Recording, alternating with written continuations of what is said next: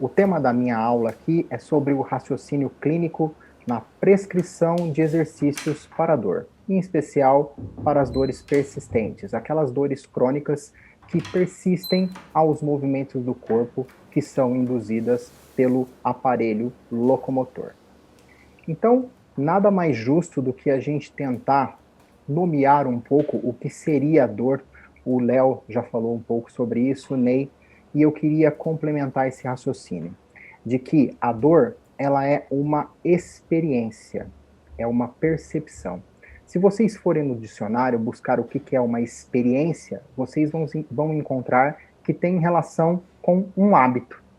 Um hábito que envolve esta experiência sensorial e emocional, porque ela é dependente também de emoção, aversivo. Então, uma experiência sensorial e emocional aversiva, frente a um dano real, ali nos tecidos, como a gente sabe, frente a um dano potencial, há a chance de potencial lesão naquele tecido, ou mesmo um dano ilusório, em que nós vamos buscar nas memórias uma ideia de lesão que nós tivemos anterior ou de uma experiência traumática no aparelho locomotor anterior e nós podemos disparar esse alerta doloroso. Para complementar as ideias em relação à dor, eu preparei 2 vídeos aqui para mostrar para vocês que a dor ela é dependente não só da memória, nós vamos falar disso, mas também de aspectos psíquicos e também aspectos culturais, a interação do indivíduo com o meio. E é nisso que eu quero mostrar para vocês como que a dor ela pode fugir da necessidade de uma lesão nos tecidos, ou mesmo quando há lesão nos tecidos, ela pode ser percebida de maneiras diferentes, dependendo de como nós fomos treinados, dependendo da forma como a cultura em que nós estamos inseridos, ela nos mostra o que é aquela dor. Porque dor tem uma relação direta com o sofrimento, e o sofrimento ele pode ser treinado dependendo de como nós estamos inseridos no ambiente. Então eu vou mostrar um primeiro vídeo aqui para vocês, que é a respeito de uma vespa, que tem uma das ferroadas mais dolorosas, e nós vamos acompanhar a experiência de 2 pessoas levando uma ferroada dessa vespa. But even after the initial pain, the damage is far from done. This wasp has cytotoxins that can last for days. It can even cause necrosis near the sting site. It's actually happening. All right. Hey, it's a formidable looking wasp. Okay.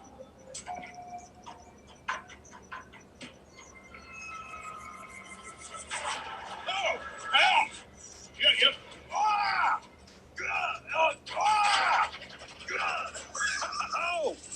Oh! Oh, that's sharp. Instant. Like instant pain, really? yeah. Oh. Yeah, it's actually getting worse. Really? Yeah. Right. Right yeah. here. Hey, yep. Good. Yeah, you can see it coming out looking for you. You ready?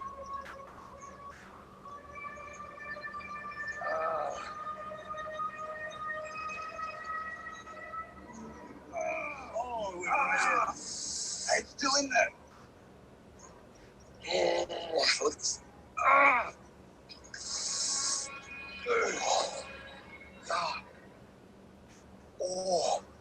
That's enough. All right, let's put it back.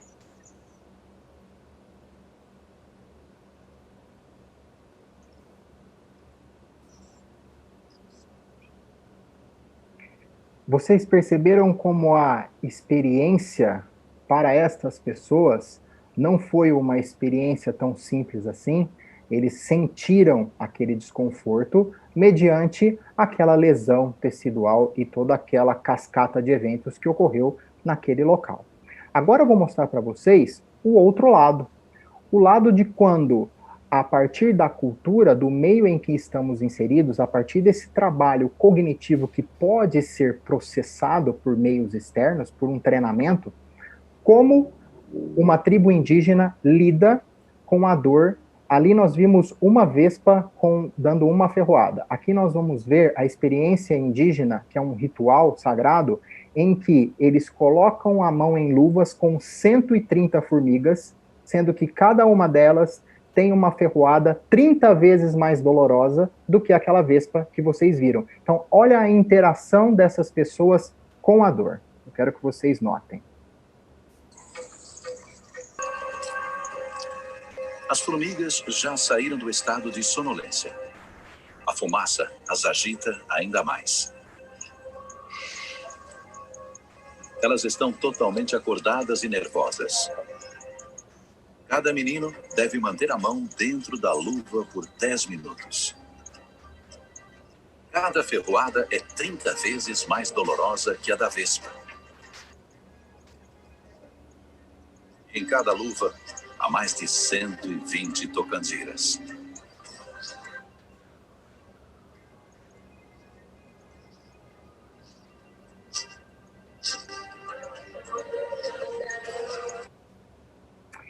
Vocês perceberam a diferença entre as interações a respeito da dor? Então, isso eu conto para os meus pacientes e quero que eles fiquem otimistas. Por quê? Porque independentemente do sinal tecidual, e muitas vezes esse sinal tecidual é muito leve ou muito pequeno, nós conseguimos modular essa dor, tentando proporcionar o alívio.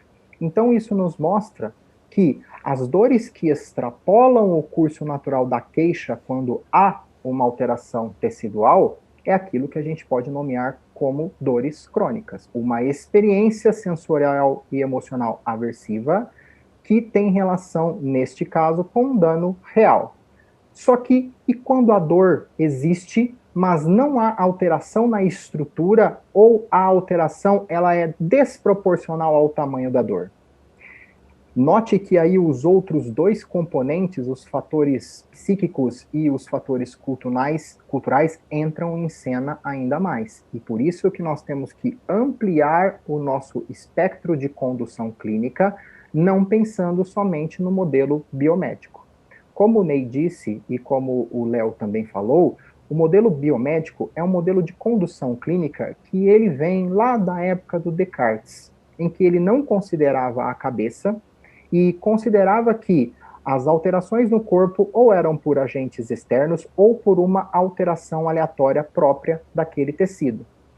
Ele é um modelo utilizado até hoje, é o mais utilizado e responde a 95% das desordens das doenças. Então, nós conseguimos responder 95% desses problemas com o modelo de condução clínica biomédico.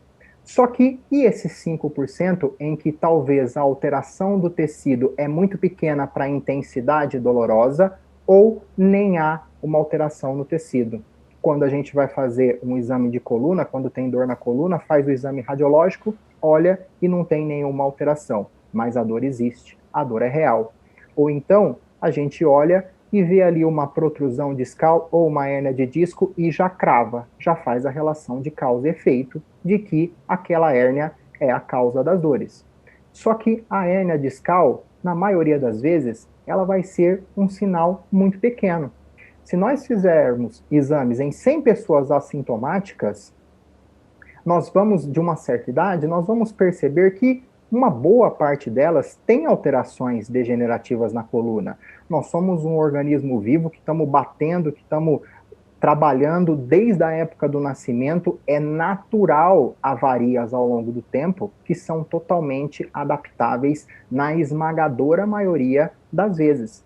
Então, seria um modelo impreciso eu cravar todas as dores na coluna pelos sinais estruturais que ali se apresentam. Então, neste caso, entra a questão emocional, além da parte sensorial e estrutural, principalmente porque estas dores elas são muito conectadas com a memória, memórias traumáticas. Então, eu tive um primeiro episódio na coluna fazendo um certo movimento, talvez o segundo episódio de dor, eu já tenho aquela memória perturbadora ao realizar aquele movimento. Percebe que isso vai virar talvez um ciclo vicioso? Opa, se eu fizer novamente aquele movimento, eu posso ter de novo aquela dor. Então vai ocorrendo um destreinamento, uma adaptação, primeiro protetiva, para tentar evitar aquela dor, mas depois uma adaptação nas funções que são disfuncionais. E isso nos leva ao quê? Estas adaptações? Uma sensibilização central. Sensibilização central é um fenômeno no sistema nervoso central que é totalmente comum. Se você vai fazer um trajeto de carro até um local que você não conhece o caminho, você vai prestando atenção nas ruas até você chegar no local. Se você repetir aquele caminho 2, 3, 4 vezes, você talvez vai gravar aquele caminho, vai ter criado conexões neurais que te ensinarão, internalizarão aqueles dados e você não precisará mais de deixar aquilo no primeiro plano cerebral. Então, isso é uma sensibilização central. Todavia, nas dores crônicas, o estímulo subiu tanto, a periferia alertou tanto aquele cérebro que percebeu e devolveu como dor, que essa sensibilização está disfuncional, mal adaptada. Então, para facilitar a percepção dolorosa, o cérebro vai pegar e fazer, opa, ele vai agachar, então eu já sei que ali, vou buscar na memória, ele já teve dor. Vou devolver, então, esse alerta doloroso. Criando o quê? Um duplo gatilho para a experiência dolorosa. Além daquela possível lesão ou alterações naquela estrutura que vão perceber a dor, né? Pode ser não só uma lesão, mas uma fraqueza muscular que não está dando conta daquelas cargas e está fazendo essa percepção dolorosa, e fraqueza não aparece nos exames de imagem. Então, além daquela experiência periférica que vai perceber a dor, eu também tenho agora um gatilho central, que ao perceber alguma função que remete a uma memória traumática, ele também dispara a dor. Percebe como fica um ciclo vicioso. Como eu disse, a memória ela tem um papel fundamental para essa experiência dolorosa, porque ela vai afetar o limiar da dor e da sensibilidade. Então, se eu tinha um limiar de que eu suportava a dor ou o sofrimento, com base nessas minhas memórias traumáticas, daquele gesto que ocasionou esse desconforto, eu vou diminuir esse meu limiar. Eu falo que a memória redige uma vírgula traumática para executar o gesto dali em diante, daquela história em diante. Então, ele sempre vai buscar essa memória perturbadora e, a partir daí, vocês vão perceber que os exercícios têm que tentar, de alguma forma, driblar essas memórias traumáticas com a exposição controlada e gradativa. E o que nós temos que perceber? Bom, a gente sabe que o exercício ele é nível A de evidência para as dores crônicas, e a gente sabe que o exercício a gente usa para melhorar força, resistência e flexibilidade, mas por mais que nós melhoremos o substrato físico, essa memória, se não trabalhada, esses aspectos psíquicos e também culturais, se não retreinados, reeditados, não vão permitir uma execução eficiente do gesto ou da função. Aqui a gente tem um atleta de bodybuilder que é muito forte, que é flexível, ele está fazendo um espacate, mas ele está livre de dor? Não, ele também vai ter as dores. Então, é muito importante, além do exercício para força e flexibilidade, nós pensarmos nele como um instrumento para melhorar essas memórias traumáticas, para treinar essa interação cultural e esses aspectos psíquicos. Eu trouxe esse gráfico para vocês notarem a importância dessas alterações psicológicas quando elas não são abordadas juntamente com o treinamento ali das nossas estruturas. 1 em cada 4 atletas não retorna ao esporte após a reconstrução do ligamento cruzado anterior devido a fatores psicológicos. Então, eles passaram meses em reabilitação física, mas nós ainda perdemos atletas para a lesão devido a fatores psicológicos. E olha o principal fator, o medo da relesão. Então você pensa, ele tem a memória traumática daquele gesto, talvez torsional, que levou àquela lesão de ligamento cruzado anterior, você fortaleceu aquela estrutura, trabalhou muito bem, respeitou as fases da reparação daquele tecido, daquele novo ligamento, mas esse rapaz ou essa mulher não consegue retornar devido ao medo. Talvez, além desse fortalecimento, Você também não precisava trabalhar os exercícios para atuar nesse medo? Será que você não precisava fazer uma exposição gradativa a estes gestos que levaram à lesão? Porque eles vão ser feitos na rotina do paciente. Só não vão ser feitos se ele incorrer em ser um desses que não retornam à prática, às atividades que ele sentiu o problema anteriormente. Então é muito importante a gente também pensar o exercício de uma forma com um espectro um pouco maior. E o que seria essa ampliação do espectro do exercício? Seria nós delinearmos ele com um enfoque além de neuromuscular, que é isso que eu disse, para força, resistência e flexibilidade. Também o exercício ele tem um papel no sistema nervoso central, se nós desenharmos ele para tal, que seria para aumentar o limiar de dor. Então, neste enfoque, quando eu quero um exercício para este fim, que nós utilizamos muito também na clínica para tratamento de dores crônicas, eu preciso que o exercício tenha um pouco de desconforto.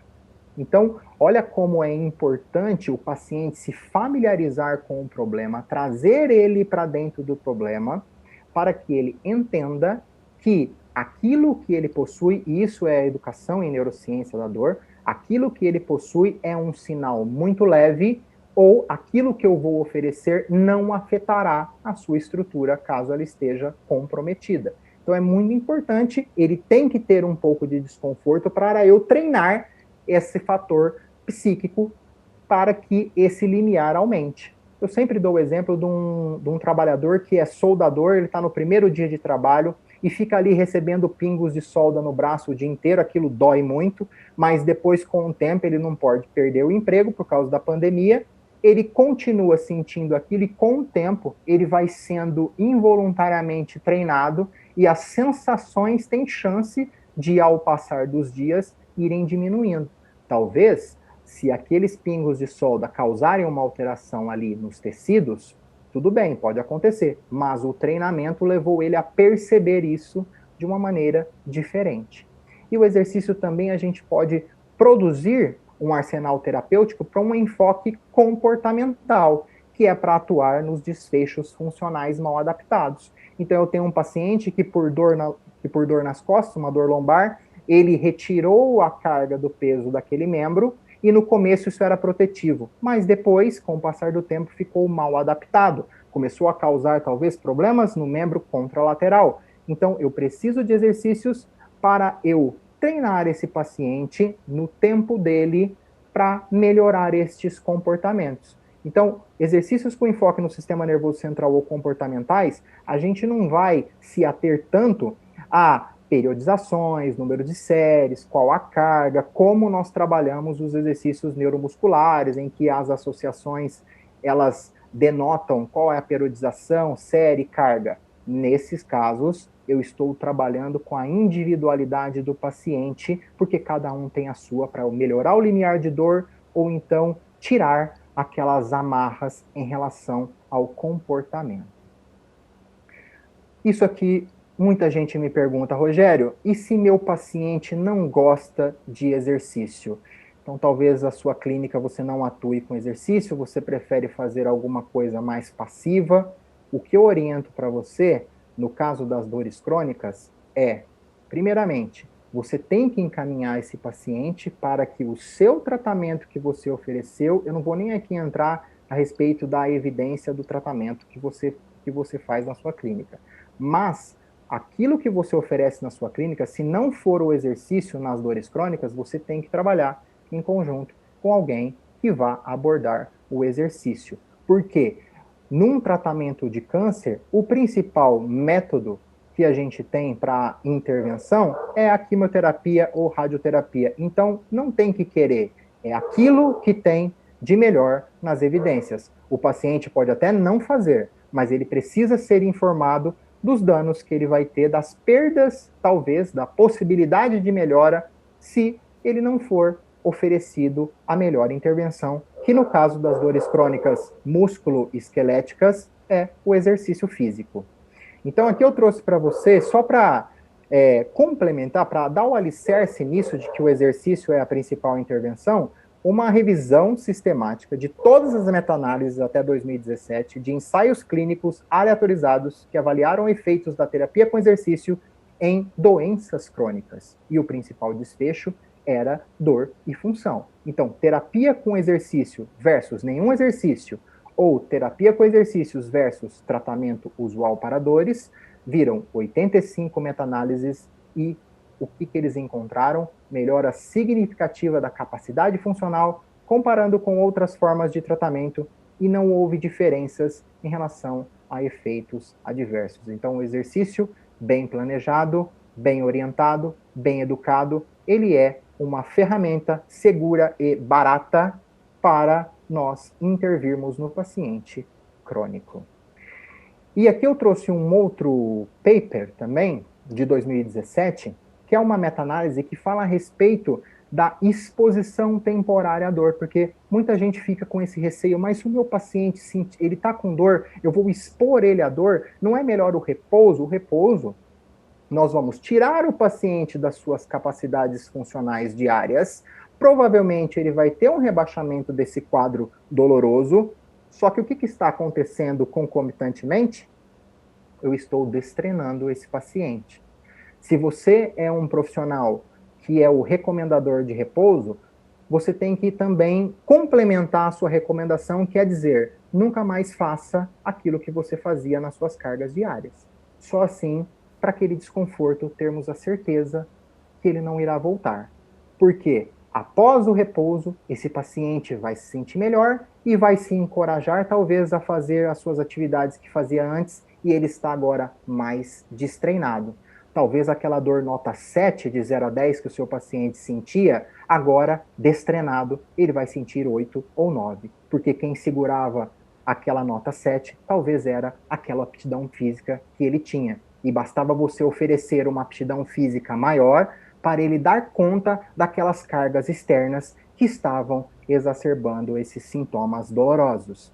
Então, a sugestão desse artigo é o nosso encorajamento para que, com uma boa educação do paciente sobre o seu quadro, ele tem que ser trazido para dentro do tratamento. É uma autorresponsabilidade que o modelo de condução biopsicossocial a gente utiliza muito, porque no modelo de condução biomédica o paciente é muito passivo. Aqui não, a gente traz o paciente para uma autorresponsabilidade, participação no seu tratamento, assim gerando empenho, confiança no terapeuta. Um resultado a curto prazo que esse artigo mostrou de redução da dor já vai nos ajudar a abrir o tambor do revólver e limitar o efeito desse gatilho central, que é esse limiar de dor, essa hipersensibilidade. A longo prazo, o artigo não viu diferenças. Não tem importância, isso é ótimo. Eu posso realizar exercícios mais vigorosos ali no curto prazo, melhorar aquela estrutura muscular, sem risco de talvez aumentar essa dor. O que ele precisa é de mais suporte estrutural para dar conta daquelas cargas externas na dor crônica músculo-esquelética. Aqui eu trouxe uma montagem da professora Ana Maria Siriani, que ela explica o que aconteceu com o limiar de dor do paciente, com dores crônicas, ao longo do tratamento. Então vocês podem ver aqui, nesse lado esquerdo, antes da dor, nós temos 3 barras ali, né? O limiar de dor desse paciente antes da lesão ou da queixa, aquilo que nós chamamos de flare-up, que seria o ponto em que eu exacerbo aquela dor aguda, e também um limite maior ali de tolerância máxima. O que acontece após, no caso desse slide, a lesão é uma luxação do ombro, olha para onde vai o limiar de dor, vai lá para baixo. O flare-up ali já está distante do limiar de dor e a tolerância um pouco acima. Note pela seta, pelo alvo, em que é ali que nós temos que trabalhar o exercício, um pouco acima do limiar de dor, então eles precisam ser um pouco desconfortáveis. Porque se eu trabalhar numa zona indolor, o que teoricamente eu estou indo? Eu estou indo abaixo da aptidão que esse paciente já tem. E para eu colocar um pouco de sobrecarga, que eu possa melhorar a arquitetura daquelas estruturas, principalmente dinâmicas, eu preciso ir um pouco acima do ponto de desconforto, para que na plasticidade aconteça o quê? Note onde estava o limiar de dor após a lesão, para onde esse limiar foi. Eu consegui subir o limiar de dor, subir o flare-up e também subir um pouco mais a tolerância máxima deste paciente. Aspectos importantes para a gente considerar na gestão do exercício na reabilitação. Então, vocês entenderam um pouco o que é dor, como que ela pode se apresentar, o que está envolvido é além da estrutura, a dor é uma percepção cerebral, isso é um mantra que eu falo para os meus pacientes com dor crônica. A sua dor, ela é real, isso é a primeira coisa. Porque muitas vezes eles vêm para nós com uma ideia de que a sua dor é só psicológica. Isso é uma comunicação muito violenta. Comunicação violenta não precisa ter xingamentos e nem rispidez, mas sim expressões que são faladas que são mais deletérias, prejudiciais do que positivas. Então, quando eu digo para um paciente sem muita explicação que aquela dor dele é psicológica, o que pode remeter a ele é que ele está inventando, é que ele está tentando ser notado. E, na verdade, não é isso. Então, isso é uma comunicação violenta. A educação, ela tem que ter uma comunicação tal que eu preciso internalizar essa mensagem. Ele precisa entender o que eu entendo. Talvez não precisa ser exatamente da maneira técnica, mas a minha linguagem tem que ser passada para ele, para que ele possa saber a real situação dos seus tecidos e de onde, quem é o pai dessa dor. Então, um mantra: a sua dor é uma percepção cerebral, independe do que está acontecendo lá embaixo. E a segunda coisa, a sua dor, ela é real. E por ela ser uma percepção cerebral que está envolvido, além da possível lesão tecidual, também aspectos psíquicos e também aspectos culturais, é para você ser otimista, porque aspectos psíquicos e culturais podem ser trabalhados pela fisioterapia com os exercícios e pela psicologia também com um trabalho de cima para baixo. Então é importante como você vai passar essas mensagens para o seu paciente. Então, aspectos importantes, o diagnóstico ele é fundamental, eu preciso ter a certeza de que aquele desconforto, aquela queixa do paciente, ela tem uma gênese tecidual ou não? Se há essa gênese tecidual ali, essa gênese tecidual tem capacidade de ser a mãe ou o pai de toda aquela resultante dolorosa? Então é importante vocês perceberem isso. Importante notar também a catastrofização do paciente. E vocês vão ver no próximo slide que na coleta da história do paciente, vocês vão perceber algumas orientações que vão denotar se ele está extremamente catastrófico ou não. Outro ponto importante, que é a evolução dessa catastrofização do paciente, é o medo, evitação ou cinesiofobia do movimento. Também é um ponto importante para a gente notar no paciente na hora de eu prescrever uma atividade. Porque se ele tiver um medo ou uma fobia de um movimento, isso é crucial para que eu não o force e vá remeter aquelas memórias traumáticas e talvez disparar aquela percepção dolorosa. E muito importante também eu gerenciar esses resultados. O meu paciente precisa saber como ele estava, como ele ficou, e que no intervalo, até a gente atingir os nossos objetivos de alívio, podem sim ocorrer oscilações, porque a dor ela é multidimensional. Se você brigou com o pai, se você brigou com o marido ou com a esposa, se você teve uma gripe, tudo isso pode rebaixar as suas capacidades tanto físicas quanto cognitivas de perceber aquele sofrimento. Catastrofização, então, seria uma orientação negativa a determinados estímulos dolorosos, que vão levar ao quê? Desfechos funcionais negativos. Rogério, não entendi muito bem essa orientação negativa. Então eu vou falar para vocês o tripé que compõe a catastrofização, e vocês vão ver que na coleta da história dos seus pacientes, vocês vão acabar percebendo que se ele tem uma dor persistente, ele vai ter estes componentes na coleta da história, que seria a ruminação. Então, é como uma vaca que regurgita o capim, que rumina o capim e volta a mastigar. A dor sempre está em primeiro plano cerebral. Ou, quando ela sai por um momento, ela sempre retorna. Então, o paciente ele promove funções físicas naquela área de queixa somente se a dor permitir. Na coleta, vocês vão perceber isso. Um outro ponto é a magnificação ou amplificação dos sintomas. Esse paciente tem uma dor lombar, ele começa a deixar de usar talvez um membro, se essa dor for unilateral, então você vê que ela começa a se expandir, depois ele começa a não usar os dois membros em tudo que ele fazia anteriormente. E também nós percebemos o desamparo desse paciente. Muitas vezes ele já passou por diversos profissionais de saúde, cada um pode ter falado uma coisa para ele, ele procurou na internet quem tem dor na coluna morre de tumor, só tem as catástrofes ali. Então, ele chega para nós desamparado. Isso vai levar o quê? Ao medo, evitação ou cinesiofobia. Medo e fobia são coisas diferentes. Se eu tenho medo de borboletas, e tem uma aqui na minha sala, eu convivo com ela no mesmo ambiente, apesar do meu medo. Se eu tenho fobia de borboletas, onde ela está, eu não estou. Então é muito importante nós entendermos em que grau o paciente está, dependendo da função em que exacerba aqueles sintomas, se ele tem medo, se ele evita movimentos, ou se ele tem a cinesiofobia propriamente dita, para que nós saibamos como programar os exercícios. Isso vai gerar o quê? Um comportamento de desuso, que vai virar um ciclo vicioso. Ele vai tentar fazer, vai estar mais destreinado, vai doer mais, e assim por diante. Para o gerenciamento das recaídas, esse é um gráfico que está no meu livro, em que são 10 sessões reais de uma paciente em tratamento de dores crônicas no joelho. E notem que a expectativa da paciente na primeira entrevista era que essa dor fosse melhorando, então o gráfico ele começa ali na nota 10, subindo até a nota 0, que a expectativa dela era que a dor ia melhorando sessão a sessão. Então é o gráfico pontilhado.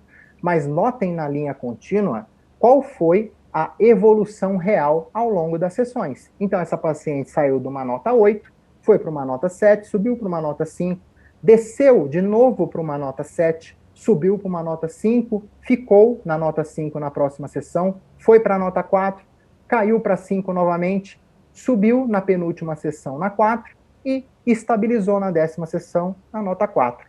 Por que eu mostro isso para o paciente? Primeiro, porque eu vou dizer a ele que eu vou acompanhá-lo ao longo das sessões, até para que eu possa fazer a progressão das atividades. Segundo, que eu quero que ele saiba que a nossa proposta é sair de um ponto A do gráfico para um ponto B com melhor função e menos dor, só que nesse meio do caminho nós teremos oscilações, como eu disse, é natural, é multidimensional, é muita coisa envolvida nessa percepção dolorosa que pode aumentar ou diminuir essa sintomatologia.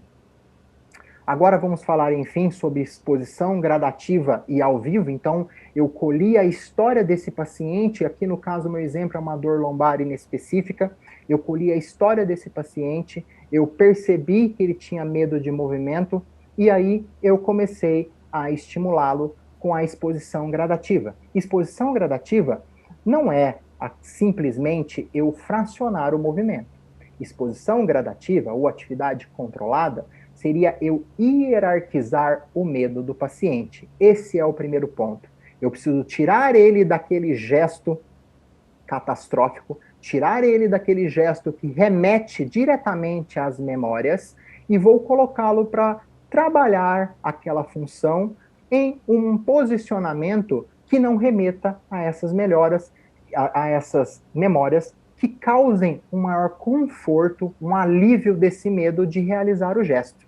Então, nesse paciente, a percepção dolorosa dele era ao movimento completo, acima da cabeça com os pés paralelos, num movimento de levantamento de barra, porque ele é um esportista de crossfit, ele é um aficionado por crossfit. Então, ao movimento de levantar a barra acima da cabeça, era onde a sua dor agudizava com os pés paralelos. Então, talvez aquela instabilidade dos pés paralelos era algo que piorava os seus sintomas. Então, nesse vídeo aqui, percebam que eu educo o paciente sobre o quadro e comecei a fazer essa exposição aos gestos do esporte, numa postura confortável, com menor mobilidade da coluna. Vocês verem que ele faz um movimento só aquele segmento da parte do meio, ele não tira do chão e não levanta acima da cabeça, para evitar, no primeiro momento, essa exposição à carga axial que remetia à dor do paciente. Já aqui no vídeo 2, com a repetição exaustiva daquela postura anterior, e sem queixas, eu evoluí para a mesma carga, notem a mesma carga, e agora aumentei o gesto. expondo repetidamente ao movimento de retirada da barra do chão. Então, ele estava sem queixas, ele estava confortável, com melhora da confiança, eu comecei a expô-lo a um movimento um pouco mais complexo, que começava a remeter àquele gesto, àquela memória traumática perturbadora. Já aqui no vídeo 3, agora ainda sem queixas, notem que a carga ainda é a mesma, e só um parênteses, eu comecei a fazer esses movimentos, dos mais simples, dos mais confortáveis, somente com a barra, sem peso nenhum. E nós fomos evoluindo à medida em que esse paciente se sentia confortável e confiante, tá? É só para fazer um resumo para vocês. Então, agora sem queixas, eu comecei a trabalhar o levantamento completo. Só que notem que eu pedi a ele, eu entrei em um acordo com ele para ele fazer esse gesto com um pé à frente e outro atrás. Por quê? Porque eu amplio ali a base, o alicerce dele, e deixo na tentativa de deixar essa coluna mais estável do que com os pés paralelos. Porque notem que quando você faz esse levantamento, você tem uma oscilação ali antero-posterior, e eu queria fugir dessa memória traumática. Então, eu comecei a treiná-lo e a repetição é exaustiva. Notem, é um exercício comportamental, então eu não estou nem aí com o número de repetições. Ele fez menos repetições do que as exposições que eu fiz anteriores, mais simples. Então, à medida em que eu vou piorando, criando mais complexidade, no começo eu costumo expor esse paciente a menos repetições. Eu quero parar no auge, antes que ele tenha algum gatilho de desconforto. Notem aqui agora, então, se vocês olharem nas barras, que eu aumentei o peso. Ele foi de 10 quilos em cada lado, foi para 15 quilos. Voltei para trás, não vai fazer acima da cabeça. Começou primeiro, intermediário, e aqui eu estou mostrando para vocês quando ele estava fazendo a retirada do chão. Lembrando que a progressão é conforme o conforto do paciente, a confiança e a ausência de queixas, ou pelo menos queixas mais baixas do que o gesto que o trouxe até mim. Então, notem que, além de expor o paciente gradativamente, eu preciso educar o paciente sobre o quadro. Educação em neurociência da dor é um nome muito complexo para o paciente, mas nada mais é do que ele interagir comigo a respeito do que ele realmente tem. Se aqueles sinais são realmente significativos nos tecidos que geram aquele desconforto, ou se não. Ou, mesmo que forem significativos, o que o movimento pode rasgar ou não aquela estrutura. Então, ele precisa internalizar essa mensagem do que de real acontece com a sua estrutura e com a sua percepção, para que ele possa fazer parte do trabalho. Fica 1 hora conosco, 23 horas em casa, então ele precisa manter essa ideia, nós temos que mudar o mindset desse paciente, para que no fim ele possa chegar a fazer exatamente, você viu que eu coloquei o vídeo desde o comecinho, na primeira levantada dele, fazer a exposição que o gerava aquele desconforto. Note que ele vai fazer só 4 ou 5 repetições. Diminuir as repetições para que eu possa primeiro mexer no comportamento. Depois a gente vai trabalhar resistência e força. Junto com a exposição gradativa, eu estou fazendo todo o trabalho de fortalecimento específico, mobilização, que eu julguei necessário, além de fazer essa exposição ao gesto, tentando driblar estas memórias traumáticas. Pessoal, era isso que eu tinha para falar para vocês, espero que não tenha sido cansativo. Queria só fazer um jabá aqui. Em agosto agora, de 2020, eu vou lançar meu livro pela editora Gente, a mesma editora que publica Paulo Vieira, Roberto Chiniachiki, vai estar em todas as livrarias, 60 milhões de pessoas com dor, como enfrentá-la, mas a solução, um método inteligente de tratamento, que é um método de terapia cognitivo-funcional que a gente está tentando que ela possa ser útil a mais e mais pacientes. Então vai estar em todas as livrarias do Brasil, só comprar online ou livrarias físicas após a pandemia passar. E em agosto eu estou em Foz do Iguaçu, São Paulo, se a pandemia permitir. Setembro, Presidente Prudente em Florianópolis. Outubro eu estou em Franca, Aracaju e também em Fortaleza. E em novembro eu vou estar em Cascavel, no Paraná, para cursos presenciais. O meu Instagram é esse aí, @Rogério_Liporace. Quem tiver alguma dúvida, é só conversar comigo lá, que eu estou inteiramente à disposição. Rodrigo, muito obrigado.